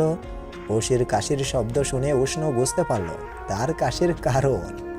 নিজের কর্মের জন্য খানিকটা লজ্জা পেল সে। ঠোঁট জোড়া হালকা প্রশস্ত করে বলল, কেন বলেছেন কথাটি? মনে হলো। বাই দ্য ওয়ে, আমি উষ্ণ। কে না চিনে তোমাকে? সবাই চিনবে এমনও কথা নেই। আমি চিনি এবং খুব ভালো করেই চিনি। তাই? কতটা চিনেন? যতটা চিনলে একজন মানুষের সাথে সারা জীবন কাটিয়ে দেওয়া যায়। পৌশির কথা শুনে চমকে উঠল উষ্ণ। কি বলল মেয়েটি? এই কথাটির গভীরতা অনেক। এমন একটি কথা তাকে কেন বলল, তাও প্রথম দেখাতে? পৌশি শব্দ করে হেসে উঠল। উষ্ণ বলল, এমন রহস্যময় হয়ে আমার কাছে আসাটা কি খুব বেশি প্রয়োজন ছিল? আমি মোটেও রহস্যময়ী না, আমি পৌষী। পৌষি, ভারী সুন্দর নাম। ধন্যবাদ। যাই হোক, এতক্ষণ মজা করছিলাম। আমি তোমার বড় ভক্ত, তাই সব কিছুই জানার চেষ্টা করেছি তোমার সম্পর্কে। এমন পাগলি ফ্যান তোমার অনেক আছে। আমার কথা শুনে তুমি যে অবাক হবে ভাবিনি। আসলে আপনি... ওহ প্লিজ, আমি তোমাকে তুমি করে বলছি, আর তুমি কিনা আপনি। আপনি আমার কাছে অপরিচিতা। পরিচয় তো দিলামই, এখনো অপরিচিতা কি করে? পৌশির কথায় মৃদু হেসে উষ্ণ বলল, আজকের সময়টা ভালোই যাবে দেখছি। গল্প করার জন্য কাউকে পেলাম, ভালোই হলো। এখানেই বন্ধু রনির দেখা পেল ফাহাদ। তার সাথে আড্ডায় মজেছিল সে। কথার এক পর্যায়ে রবিন বলে উঠল, ভাবি কোথায়? আছে হয়তো ফাহাদ, কোথাও। তোকে এত বুঝালাম সেদিন, তাও তুই ঠিক হলি না। এভাবে ভাবিকে একা ছেড়ে আমার সাথে আড্ডা দেওয়ার কোনো মানে হয়? বেচারি অপরিচিতদের মাঝে একা বোধ করছে নিশ্চয়ই। রবিনকে কিছু জানালো না ফাহাদ। পৌশির উপর রেগে আছে তাও বুঝতে দিল না। শান্ত গলায় বলল, চলো তোর ভাবির কাছে। আর ভাবি হলে তোর কি রে? দাঁতে দাঁত চেপে ফাহাদ বলল, বউ, এভাবে বললি কেন? মিষ্টি ভাষা বল। কি ছেলে মানুষই শুরু করলি রবিন? বলবি না? মুচকি হাসি এনে ফাহাদ বলল, ওকে ওকে, আমার বউ। এবার ঠিক আছে, চল। পৌশিকে খুঁজতে খুঁজতে তার দেখা পেল তারা। কোনার একটি সোফায় কোনো ছেলের সাথে কথা বলছে। ছেলেটিকে চিনতে অসুবিধা হলো না তাদের। ছেলেটি আর কেউ নয়, উষ্ণ মাহমুদ। উষ্ণ মাহমুদের কাছে পৌশিকে এভাবে আলাদাভাবে কথা বলতে দেখে ফাহাদের চোখ চড়াক গেছে। রবিন বলে উঠল, বাহ বাহ, উষ্ণ মাহমুদ ভাবিকে এত প্রায়োরিটি দিচ্ছে। ফাহাদ পৌশির পাশে না গিয়ে অন্যদিকে চলে গেল। তার পেছন পেছন রবিনও এগিয়ে গেল। রবিন বলল, তুই কি রাগ করলি? আমি তো জাস্ট অবাক হলাম, তাই কথাটা বলেছি। রাগ তোর উপর করিনি। তবে কি ভাবির ওপর? এমন সেলিব্রিটির দেখা পেলে তো কথা বলবেই। রবিনকে কিছু বলতে গিয়েও বলল না ফাহাদ। তার মা বলেছিলেন, স্বামী স্ত্রীর মাঝে কোনো সমস্যা হলে নিজেদের মাঝেই কথা বলে সমাধান করা উচিত। মিয়া শেখের ছেলে মহিদ এসে সকলের উদ্দেশ্যে বলল, সকলে প্লিজ এদিকে আসুন, কেক কাটার পর্ব শুরু করা যাক। এতক্ষণ উষ্ণকে কারো চোখে না পড়লেও সকলের মাঝে আসার কারণে চোখে পড়ল সকলের। উষ্ণকে ঘিরে তার সাথেই কথা বলতে ব্যস্ত হয়ে পড়ল সবাই। হালকা হেসে মোহিত বলল, এখন কেকটা কাটা যাক। কেক কাটার পর্ব শেষ হতেই মোহিত আবারও সকলের উদ্দেশ্যে বলল, এখানে অনেকেই আমার বাবাকে অনেক কিছু উপহার দিয়েছেন, কিন্তু এমন কেউ কি আছেন যিনি কবিতা প্রেমী? এই মানুষটাকে একটা কবিতা আবৃত্তি করে শোনাতে পারবেন উপহার হিসাবে? সবার নজর উষ্ণের দিকে থাকলেও কথা বলে উঠল পৌশি। সে বলল, আমি পারবো। তবে শোনান প্লিজ। মিয়া শেখের পাশে এসে পৌশি বলতে শুরু করলো, একটি বছর এলো তোমার শুভ জন্মদিন। হোক তা ফুলের মতো সুন্দর ও রঙিন, সেজে উঠুক ফুলে ফুলে তোমার জীবনের তরি। ভালো থেকো সারা জীবন, এই প্রার্থনা করি। এই কামনা করেই আমি জানাই তোমায় শুভেচ্ছা। তোমার জন্য রইল আমার অনেক ভালোবাসা। কবিতা আবৃত্তি শেষে সকলে হাততালি দিতে থাকলো। মিয়া শেখের উদ্দেশ্যে ফিসফিসিয়ে পৌশি বলল, কবিতার সৌন্দর্যের জন্য তুমি করে বললাম। খুবই ভালো ছিল। উষ্ণ এগিয়ে এসে বলল, কার কবিতা আবৃত্তি করলেন? আমার নিজেরই। তুমি কবিতা লিখতে পারো? পৌশি কিছু বলার আগেই মিয়া শেখ বললেন, পারে। ওর সাথে খুব দ্রুত কাজ করতে চলেছি আমি। ও, কথাটি শুনে মুহিদও কথা বলতে এলো পৌশির সাথে। এদিকে ফাহাদের উদ্দেশ্যে রবিন বলল, ওরে বাস, ভাবি তো দেখি ফেমাস হয়ে যাবে। ফাহাদ কিছু বলল না। রবিন খেয়াল করলো তার মুখটা ফ্যাকাশে হয়ে আছে। তার ফ্যাকাশে মুখের দিকে তাকিয়ে হেসে উঠল রবিন। ফাহাদ বলল, আসার কি হলো?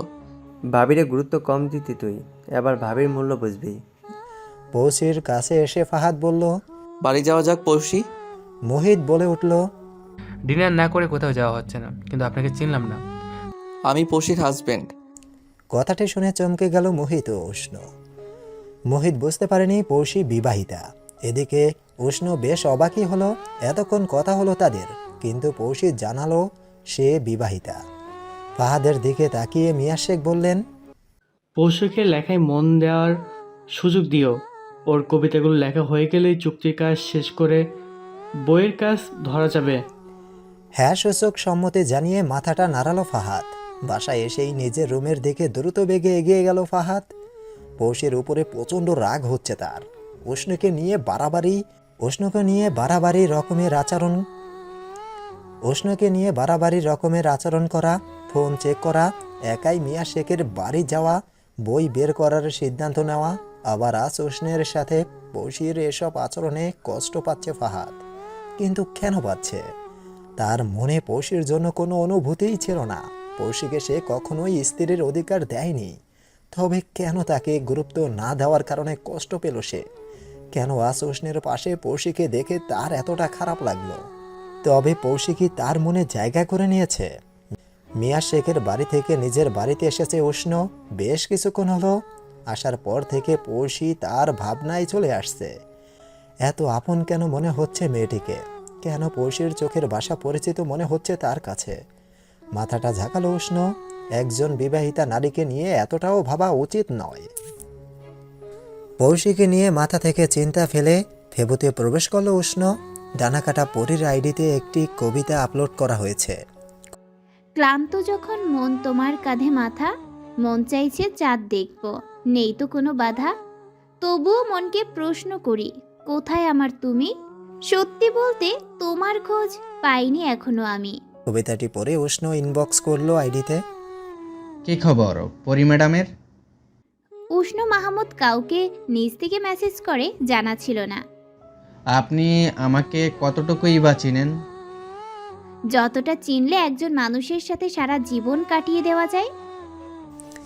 মেসেজটি পেয়ে চমকে উঠল উষ্ণ। আজ এই কথাটি তাকে পৌষিও বলেছে। পৌষির চিন্তা মাথা থেকে ফেলার জন্যই পরীর সাথে চ্যাটে নিজেকে ব্যস্ত রাখতে চেয়েছে, কিন্তু পরীর আচরণেই পৌষির কথা আবারও মনে পড়ল তার।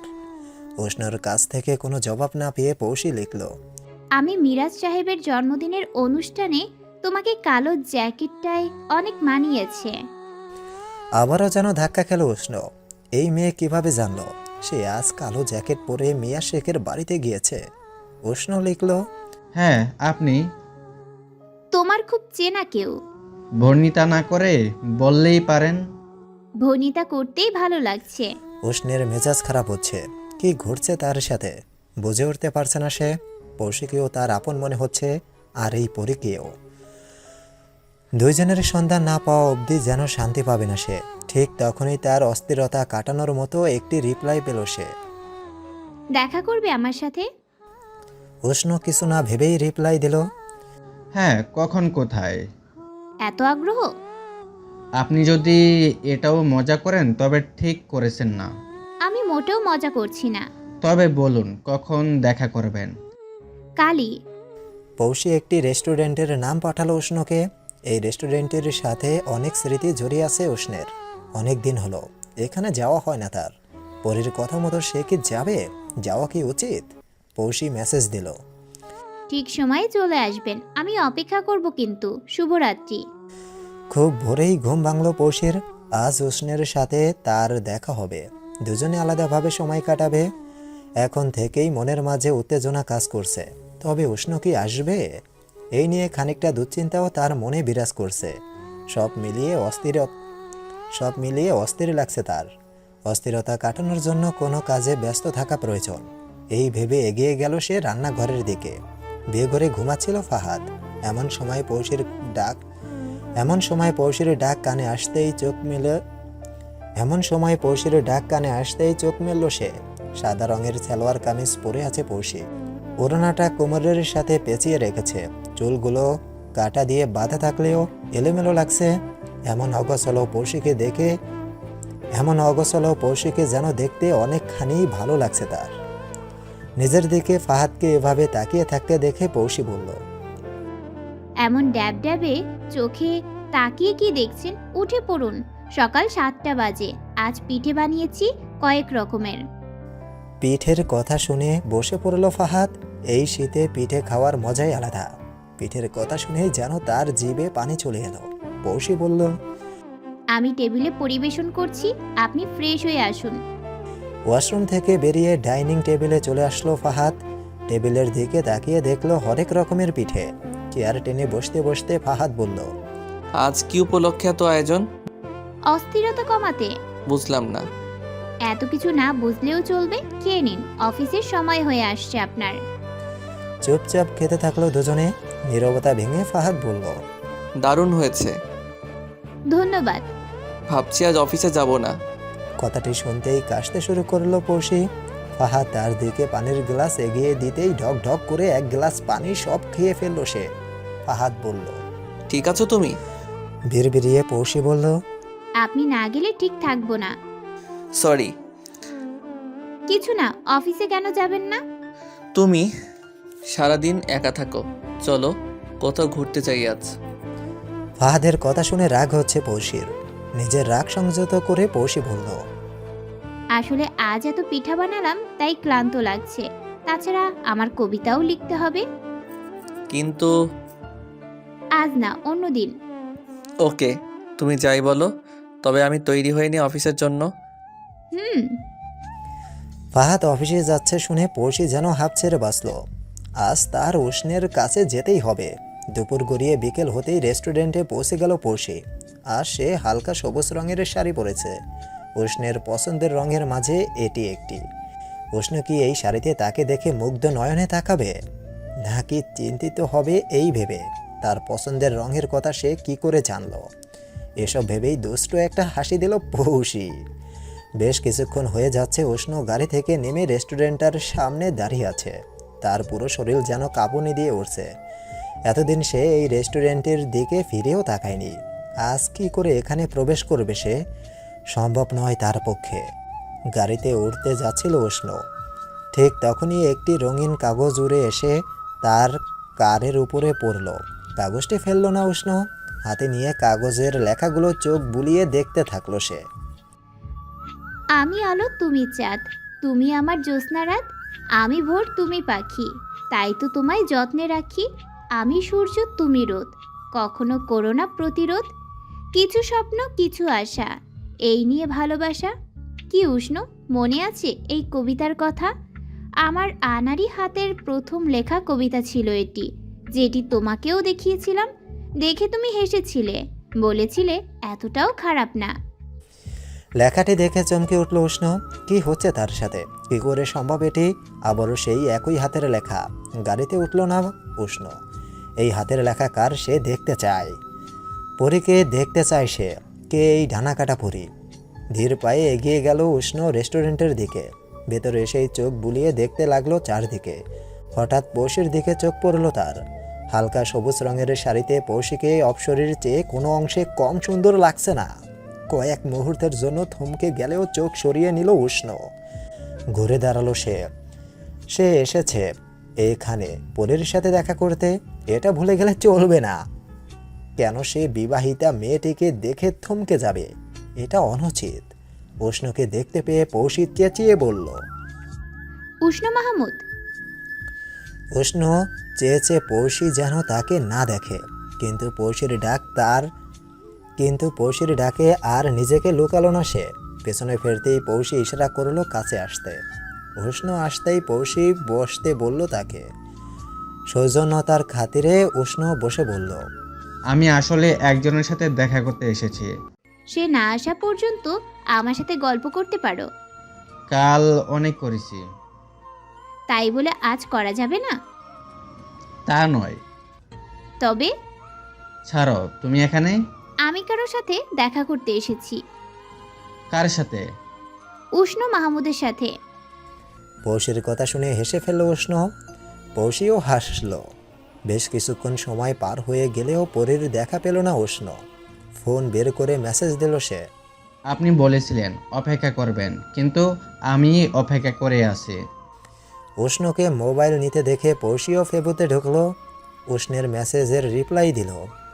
আমি তোমার আগে এসেছি, ব্লু কালারের টি শার্টে দারুণ মানিয়েছে তোমাকে। মেসেজটি পেয়ে আশেপাশে তাকিয়ে দেখল উষ্ণ। বেশ কয়েকজনের হাতেই সে ফোন দেখতে পেল। উষ্ণ লিখল, এভাবে লুকোচুরি করাটা কি ঠিক হচ্ছে? প্লিজ দেখা দিন।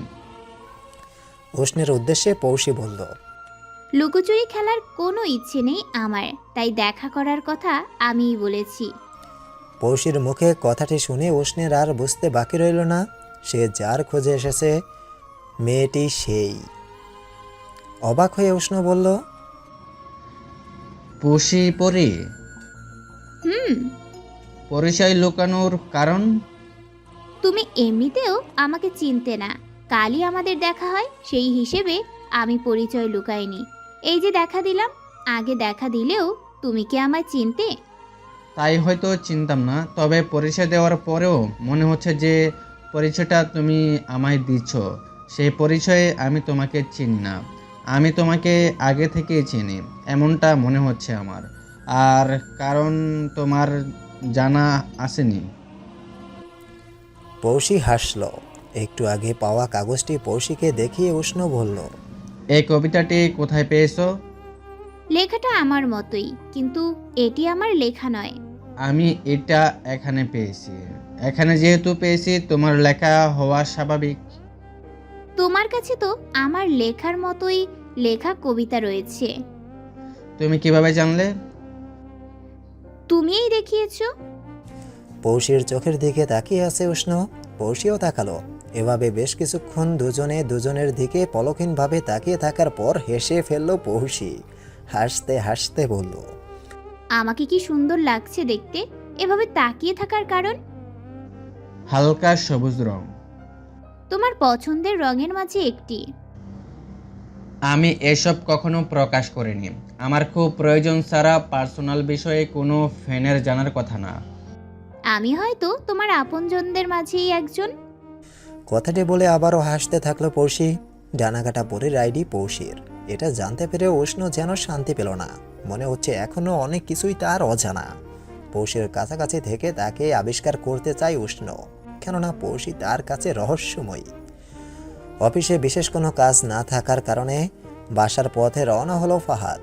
মাঝ পথে জ্যামে আটকে গেল সে। হঠাৎ তার চোখ পড়ল রেস্টুরেন্টের সামনে।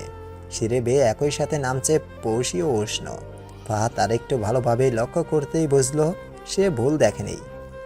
তার মানে উষ্ণের সাথে দেখা করার জন্যই মিথ্যা বলেছে পড়শি। কেন এমন করছে পড়শি? কি সম্পর্কে উষ্ণ মাহমুদের সাথে তার? আজ পৌশিকের জবাব দিতেই হবে। দরজায় তালা লাগানো বিধায় বাড়ির সামনে দাঁড়িয়ে আছে ফাহাদ। পৌষী এসে ফাহাদকে দেখে চমকে গেল। আমতা আমতা করে বলল, আজও আপনি তাড়াতাড়ি ফিরে এসেছেন। শান্ত স্বরে ফাহাদ বলল, যদি না আসতাম তাহলে তোমার ভিন্নরূপ সম্পর্কে কিভাবে অবগত হতাম? মানে? পৌষীর খুব কাছে এসে ফাহাদ বলল, উষ্ণের সাথে কি সম্পর্ক তোমার? কি সম্পর্ক মানে? কথা ঘুরিয়ে লাভ নেই, আজ আমি তোমাকে উষ্ণের সাথে দেখেছি। তো তো মানে, আমি যখন বলেছি বাইরে কোথাও যাব তখন বলেছিলে তোমার ক্লান্ত লাগছে। তবে এখন তোমার ক্লান্তি গেল কোথায়? দাঁতে দাঁত চেপে পৌষী বলল, বাহ, আজ আপনার আমাকে নিয়ে এত অভিযোগ। কই, এই 4 মাসে কোনো অভিযোগ করিনি আমি। তবে আপনি কেন করছেন? আমি যাই করে থাকি তাতে আপনার কি? পৌষী, আমি কোনো মেয়ের প্রশংসা তোমার সামনে করিনি বা কোনো মেয়ের সাথে ঘুরতে চাইনি। তোমাকে আমার স্ত্রী হিসেবে পছন্দ ছিল না, তাই দূরত্ব বজায় রেখেছি। তো রাখুন, দূরত্ব বজায়ই রাখুন। আপনি আমাকে অবহেলা করতে পারেন, এতে কিছু না। আমি আমার স্বপ্নের পুরুষের সাথে দেখা করতে গেলাম, এতেই আপনার সমস্যা? মুখে লাগাম দিয়ে কথা বলো। তুমি বিবাহিত একজন নারী, আমি তোমার স্বামী, ওই উষ্ণ নয়। স্বামী হয়েছেন বলে কি কিনে নিয়েছেন আমাকে? আমাকে চাকরানি করে রাখার মতলব আপনার, তাই না? আসলে সামনে আমার বই বের হবে, এটাও আপনার সহ্য হচ্ছে না। আমাকে পায়ের নিচে রাখতে পারলেই আপনি খুশি। এসব করে করে যদি তুমি নষ্টামি করতে চাও তাহলে সহ্য হচ্ছে না, আর হবেও না। আমি নষ্টামি করছি? হ্যাঁ, করছো। কথাটি শুনে আর কোনো কথা বলল না পৌষী। ব্যাগ থেকে চাবি বের করে ফাহাদের দিকে ছুঁড়ে ফেলল সে। হনহন করে বেরিয়ে গেল বাড়ির বাইরে। বিকেলে চা খাওয়ার পরেও সন্ধ্যাবেলায় চা খাওয়া মিয়াজ শেখের অভ্যাস। আজও এর ব্যতিক্রম হলো না। স্ত্রীর হাত থেকে চায়ের কাপটা নিয়েই মাত্রই চুমুক বসালেন তিনি। এরই মাঝে উপস্থিত হলো পৌষী। পৌষীকে দেখে আমিনা বেগম বলে উঠলেন, এই সময় তুমি? মিয়া শেখও পৌষীকে দেখে চমকালেন কিছুটা, কেননা হাসি খুশিতে ভরপুর থাকা পৌষীর মুখটি মলিন লাগছে দেখতে। মিয়া শেখ বসতে বললেন তাকে। সে এসে বসতেই তার পাশে বসে আমিনা বেগম আবারও একই প্রশ্ন করলেন। পৌষী কিছু বলতে গিয়েও পারল না, কান্না জোরে দিল সে। হঠাৎ পৌষীকে কাঁদতে দেখে ভ্যাবাচাকা খেয়ে গেলেন মিয়া শেখ ও আমিনা বেগম। আমিনা বেগম তার মাথায় হাত বুলিয়ে দিয়ে বললেন, কি হয়েছে আমাকে বলো। পৌষী নাকা নাকা কণ্ঠে বলল, উনি আমায় ভুল বুঝেছে, সন্দেহ করেছে। উনি খুশি নন আমি বই বের করি, উনি চান না। তাই আমি বলতে এসেছি আমি আঙ্কেলের সাথে কাজ করতে পারবো না। আমিনা বেগম পৌষীকে শান্ত হতে বললেন। মিয়া শেখ গম্ভীর গলায় বললেন, তোমাকে আমি অনেক শক্ত মনের মেয়ে মনে করেছিলাম পৌষী, কিন্তু তোমার আচরণে আমি হতাশ হলাম। তোমার প্রতিভা আছে, কেন তুমি পিছিয়ে যাবে? কিন্তু উনি? সে তোমার পাশে না থাকলেও আমরা আছি। আমি তোমাকে যথা রকমের সাহায্য দরকার তা করব। তুমি হুট করে এমন একটি সিদ্ধান্ত নিও না, আমার কিছু বলার নেই। মিয়া শেখ উঠে ভেতরের দিকে চলে গেলেন। আমিনা বেগম বললেন, স্বামী স্ত্রীর মাঝে অনেক কিছুই ঘটে থাকে, নিজেদের মাঝে মিটমাট না করে এখানে আসা ঠিক হয়নি তোমার। আচ্ছা, আমি চলে যাচ্ছি। আমি চলে যাবার জন্য বলছি না, আমি এই জন্যই বলছি ফাহাদ হয়তো চিন্তা করছে তোমার জন্য। নিশ্চয়ই সে জানে না তুমি কোথায়। রাগের বশে তখন পৌষীকে আটকায়নি ফাহাদ। এখন নিজের ওপর প্রচণ্ড রাগ হচ্ছে তার। সে যতই অন্যায় করুক, এই সময় তাকে একা বের হতে দেওয়া একেবারেই উচিত হয়নি। ফোনটাও বন্ধ পাচ্ছে পৌশির। এখন কোথায় খুঁজবে তাকে? রাত প্রায় 10টা হলো। ফাহাদের চিন্তা যেন বাড়তেই থাকলো পৌশিকে নিয়ে। হঠাৎ তার মাথায় এলো উষ্ণের কথা। পৌশি নিশ্চয়ই তার কাছে গিয়েছে। তবে যদি না যায়, ফোন হাতে নিয়ে ডায়াল করলো ফাহাদ মিয়া শেখের ফোন নাম্বারে। তার কাছ থেকেই উষ্ণের ফোন নাম্বার পাওয়া যাবে। হ্যালো, আসসালামু আলাইকুম, আমি ফাহাদ বলছি। মিয়া শেখ বললেন, কিনেছি। আসলে একটি প্রয়োজনে ফোন করেছি। উষ্ণ মাহমুদের ফোন নাম্বারটা কি দেয়া যাবে? উষ্ণের ফোন নাম্বার কেন জানতে পারি? সত্যিটা গোপন করে ফাহাদ বলল, পৌশির আজ তার সাথে দেখা করার কথা। সে এখনো বাসায় ফিরেনি, ফোনটাও বন্ধ পাচ্ছি তাই। পৌশি তো এখানেই ছিল, তবে সে বাসার উদ্দেশ্যে বের হয়েছে ঘন্টাখানেক হয়ে গেল। আমার ছেলের সাথে বের হয়েছে। মুহিত ওকে নামিয়ে দিবে বলেছিল। আপনাদের বাসা থেকে আমাদের বাসার দূরত্ব এতটাও নয়, এতক্ষণে চলে আসার কথা। আপনি প্লিজ মুহিত ভাইকে একটা ফোন দিয়ে দেখবেন। অবশ্যই, আমি তোমায় জানাচ্ছি। মিয়া শেখ ফোন করতেই রিংটোনের শব্দ শুনতে পেলেন। ড্রয়িং রুমেই পেলেন ফোনটি। তার মানে মুহিত ফোন সাথে নেয়নি? এতক্ষণে পৌঁছলো না কেন? গেল কোথায় দুজনে? আরও প্রায় 30 মিনিটের মতো কেটে গেল। পৌশি ও মোহিতের কোনো খবর পাওয়া গেল না। ফাহাদ বাইরে এসে আশেপাশে খুঁজে দেখছে, আর নিজের রুমে পায়চারি করছে মিয়া শেখ। দুজনের জন্যই চিন্তা হচ্ছে তার। স্ত্রী আমিনা বেগমকে এই বিষয়ে কিছুই জানায়নি, নতুবা তিনিও দুশ্চিন্তা করতে শুরু করবেন। এরই মাঝে ফোনের রিংটোনের শব্দে ঘোর কাটল মিয়া শেখের। অপরিচিত নাম্বার দেখে রিসিভ করে বললেন, আসসালামু আলাইকুম, কে বলছেন? ওপাশ থেকে বলল, বাবা, আমি মোহিত বলছি। মুহিত, পৌশি এখন বাসায় ফিরিনি কেন? আর তুই এতক্ষণ বাইরে কি করছিস? বাসায় ফোনটা রেখে গেলি? বাবা, আসলে ছোট একটা অ্যাক্সিডেন্ট হয়েছে। অ্যাক্সিডেন্ট? ঠিক আছিস তুই? আমি ঠিক আছি, তবে পৌষি হাতে ব্যথা পেয়েছে। পৌষিকে নিয়ে হাসপাতালে আসলাম। দৌড়াতে ছিলাম, যার কারণে ফোন করা হয়নি। কোন হাসপাতালে আছিস তোরা? আমি আসবো? মোহিতের সাথে কথা শেষ করে মিয়া শেখ ফোন করলেন ফাহাদকে। মিয়া শেখের ফোন পেতেই রিসিভ করে ফাহাদ বলল, পৌশির কোনো খবর পেয়েছেন? হ্যাঁ, পৌষিকে লেখালেখি নিয়ে কম ভাবতে বলো। সুস্থ হলে আস্তে ধীরে কাজ করবে। জি। মিয়া শেখের সাথে ফোনে কথা বলা শেষ করে পৌশির পাশে ফিরে, কিন্তু এসব কবিতা কি করে পৌশি লিখেছে? তার এই গুণ সম্পর্কে কেন আগে বলেনি? চমকে দেওয়ার জন্য কি? অনেক প্রশ্নই ঘুরপাক খাচ্ছে ফাহাদের মনে। উত্তর কবে পাবে জানা নেই। তবে সে পৌশিকে আর কোনো খারাপ কথা বলতে চায় না। স্বামীর দায়িত্ব পালন করতে চায়। পৌশিকে আশ্বাস দিতে চায়, স্বামী হিসেবে খারাপ নয় সে। ভালোবাসায় আগলে রাখতে চায় সে পৌশিকে। পৌশির চুলগুলো এলোমেলো হয়ে আছে। ফাহাদ উঠে দাঁড়ালো।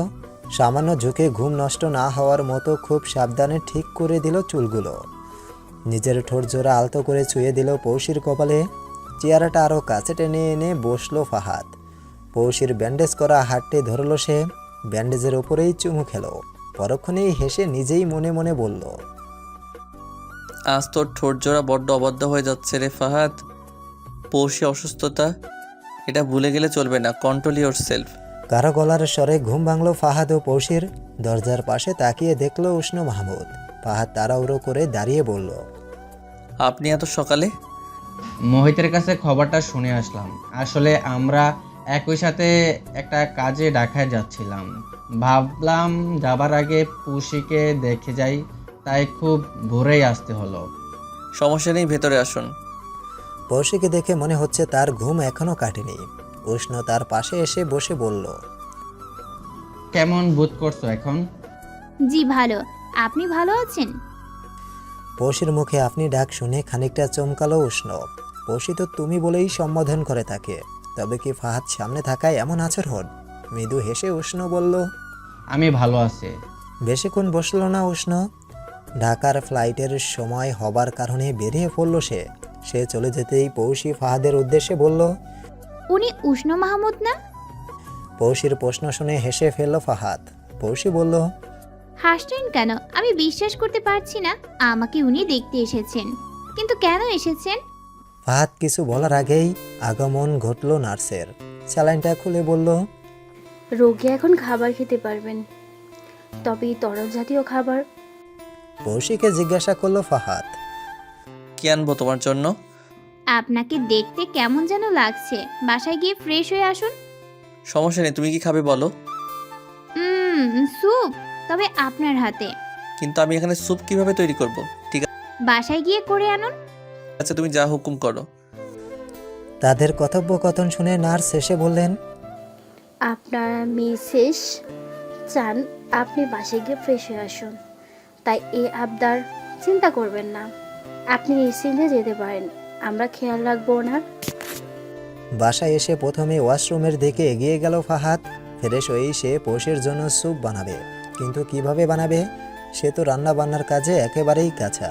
তবে ইউটিউবের সাহায্য বানানো যেতে পারে। পৌষের ভালো লাগবে তো খেতে। কাল রাত থেকে বেচারির পেটে কোনো খাবারই পড়েনি। এসব ভেবে তাড়াহুড়ো করে গোসল সেরে নিল ফাহাদ। ওয়াশরুম থেকে বেরিয়ে ইউটিউবে চিকেন স্যুপ বানানোর রেসিপি দেখে নিল, কিন্তু রান্নাঘরে আসতেই তার চোখ কপালে উঠে গেল। বড় একটি বাটিতে ধোয়া উড়ানো গরম গরম স্যুপ দেখতে পেল সে। পৌষি বাসায় নেই। এই স্যুপ রান্না করলো কে? সে নিজেও রান্নাঘরের দিকে আসেনি। কিভাবে সম্ভব এটি? পৌষির হাতে ব্যান্ডেজ বিদায় ফাহাদ তাকে খাইয়ে দিচ্ছে। 1 চামচ স্যুপ শেষ করে পৌষি বলল, আপনি এত ভালো রান্না জানেন, আমি জানতাম না। ফাহাদ বিড়বিড়িয়ে বলল, আমিও জানতাম না। কিছু বললেন? না, এই একটু চেষ্টা করলাম আর কি। সত্যি অনেক ভালো হয়েছে। আচ্ছা শোনো, ভাবছি তোমার বাসায় খবর দিব। আমি অফিসে চলে গেলে তোমার দেখাশোনার কে করবে? তাই তোমার বাসায়। ছুটি নিয়ে নিন। মানে? মাথাটা নিচে করে পৌষি বলল, কিছু না। কেননা সে জানে এমন আবদার সে ফাহাদকে করতে পারে না। সেই অধিকার তার নেই। ফাহাদ তার আবদার রাখে না। স্যুপ বানিয়ে আনা আর অফিসের ছুটি নিয়ে বাসায় বসে সেবা যত্ন করার মাঝে অনেকখানি তফাৎ রয়েছে। ফাহাদ বলল, আমি নার্সকে বলে রেখেছি, কোনো অসুবিধা হলে বলিও তাকে। আমার অফিসে যেতে হবে, তাড়াতাড়ি চলে আসবো। স্যুপের ব্যাপারে পৌষিকে কিছুই জানালো না ফাহাদ। শুনলে হয়তো বিশ্বাসই করবে না। পরের দিন দুপুরের দিকে পৌষিকে নিয়ে বাসায় এলো ফাহাদ। দরজার সামনে আসতেই চমকে গেল পৌষি। দরজার উপরে রঙিন কাগজ লাগানো, তার উপরে লেখা, স্বাগতম পৌষি। পৌষির চেয়েও বেশি অবাক হলো ফাহাদ। সে তো এসব করেনি। পৌষি মুচকি এসে বলল, ধন্যবাদ। পৌষির মুখে হাসি দেখে তাকে কিছু বলল না ফাহাদ। চুপচাপ দরজা খুলে ভেতরে প্রবেশ করলো তারা। পৌষিকে বলল, তুমি রুমে যাও, আমি ফ্রেশ হয়ে আসছি। পৌষি রুমে এসে একটা চিৎকার দিল। ফাহাদ তার চিৎকারের শব্দ শুনে দ্রুত বেগে এগিয়ে গেল তার দিকে। হাঁপাতে হাঁপাতে ফাহাদ বলল, কি হয়েছে? আচমকা ফাহাদকে জড়িয়ে ধরে পৌষি বলল, আপনি এসব করেছেন? আমি বিশ্বাস করতে পারছি না। ফাহাদ কিছু বলার আগেই পুরো রুমটার দিকে নজর পড়ল তার। খুব সুন্দরভাবে বেলুন দিয়ে সাজানো, চারপাশে খাটে ফুলের পাপড়ি ছিটানো। এসব দেখে ফাহাদের চোখ চড়াক গাছ। ফাহাদ এসবের কিছুই করেনি। নিজের কাছ থেকে পৌষিকে ছাড়িয়ে নিয়ে ফাহাদ বলল, দেখো পৌষি। ফাহাদের কথা শেষ হবার আগেই শব্দ করে কেঁদে উঠল পৌষি। ফাহাদ বলল, আবার কাঁদছো কেন? ভাঙা ভাঙা গলায় পৌষি বলল, আমি কখনো ভাবিনি আপনি আমার জন্য এত আয়োজন করবেন। আমি কল্পনাও। আবারও ভ্যা ভ্যা শব্দে বাচ্চাদের মতো কেঁদে উঠল পৌষি। তার এমন কান্না দেখে ফাহাদ হেসেই ফেলল। ফাহাদকে হাসতে দেখে পৌষির কান্নার মাত্রা যেন আরো বেড়ে গেল। পৌষিকে নিজের বুকে টেনে নিয়ে ফাহাদ বলল, বলে আমার পিচ্চি বউটা কাঁদে না। এতটাও পিচ্ছি না। আমার কাছে পিচ্চি। দেখে আসো, ফ্রেশ হয়ে নাও, জামাটা বদলে নাও। ফাহাদের বুকে মুখটা লুকিয়ে পৌষি বলল, হাসপাতালের নার্স সাহায্য করেছিল জামা বদলাতে। আমার হাতে ব্যথা, এখন একা একা কিভাবে করব? খানিকক্ষণ চুপ থেকে ফাহাদ বলল, আমি সাহায্য করব তোমাকে। এ কি আপনি? কোনো সমস্যা? আমি তোমার স্বামী, করতেই পারি। শুধু জামা পাল্টাতে সাহায্য নয়, আরও অনেক কিছুই করতে পারি। কথাটি শুনে পৌষির ফর্সা মুখটা লাল আবরণ ধারণ করল। ফাহাদের মুখে কথাটি শুনেই তার নিঃশ্বাস বন্ধ হয়ে যাবার উপক্রম হয়েছে। আর যদি সত্যিই কিছু করে তবে হয়তো শ্বাসটা আটকেই যাবে। ফাহাদ বলল, কি লাগবে না সাহায্য? শান্ত স্বরে পৌশি বলল। লাগবে। পৌশিকে জামা বদলাতে সাহায্য করে নিজেও ফ্রেশ হতে গেল ফাহাদ। এইদিকে পৌশি খাটের উপরে ঘাপটি মেরে বসে আছে। একটু আগের মুহূর্তটাকে থামিয়ে দিতে ইচ্ছে করছিল। ফাহাদের তরফ থেকে এমন আচরণ সে ভাবতে পারছে না। তবে কি ফাহাদের মনে সে জায়গা তৈরি করতে সক্ষম হয়েছে? কিন্তু কিভাবে? হঠাৎ তার প্রতি ফাহাদের এমন আচরণের কারণ কি হতে পারে? এসব ভাবতে ভাবতে পৌশি এগিয়ে গেল রান্নাঘরের দিকে। দুপুরের খাবার তৈরি করা প্রয়োজন। রান্নাঘরে এসে পৌশিকে দেখে ফাহাদ বলল। তোমার রান্নাঘরে আসার কি প্রয়োজন পৌশি? পৌশি হেসে বলল, আপনি যে সব রান্না করে রেখেছেন আমি জানতাম না। তাহলে সকালে বাসায় আসার কারণ এইসবই। না চাইতেও মুখে হাসি এনে ফাহাদ বলল। তুমি ড্রয়িং রুমে গিয়ে বসো, আমি খাবার নিয়ে আসছি। ফাহাদ প্লেটে চিকেন বিরিয়ানি নিয়ে পৌশির পাশে এসে বসলো। পৌশিকে বলল, দেখি ভালো মেয়ের মতো হাঁ করে আমি খাইয়ে দিই।